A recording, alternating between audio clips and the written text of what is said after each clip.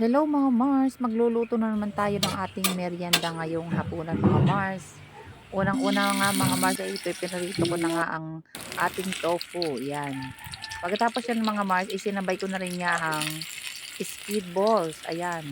Nagsama na ako ng squid balls dyan mga Mars para isang prituhan na lang. At ngayon yung luto na. At sa ibang kawali nga mga Mars, magigisa naman tayo ng sibuyas at bawang upang maluto na natin ang ating merienda. Maumpisahan at nang makain na natin mga Mars. Ito, nagisa ako ng ilang piraso ng hipon mga Mars at tinalagay ko na rin niya ang tokwa na pinarito natin kanina, pati na rin ang squid balls. Ayan. Inilagay ko yung konting gulay at konting carrots mga Mars para may gulay na naman tayo. Ayan. Pinagsama-sama ko lang mga Mars, ginisa ko at pagkatapos nga yan mga Mars ay nilagyan ko na siya ng tubig para mayroon ng sabaw. Siyempre hindi mawawala at hindi makakalimutan ang ating paminta at ang toyo ng ating kapitbahay. Hahaluin ko lang to mga Mars at susunod ko nga ay ating pansit. At ang ginamit ko nga dito mga Mars ay pansit na Mickey. Yung maliliit lang mga Mars para maiba naman. Ayan.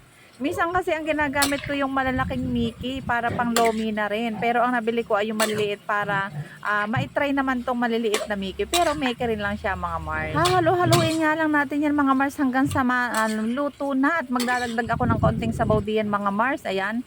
Dahil ko konti na yung sabaw. So wala naman talagang sabaw yan mga Mars. Pero i-absorb kasi yan ng pansit.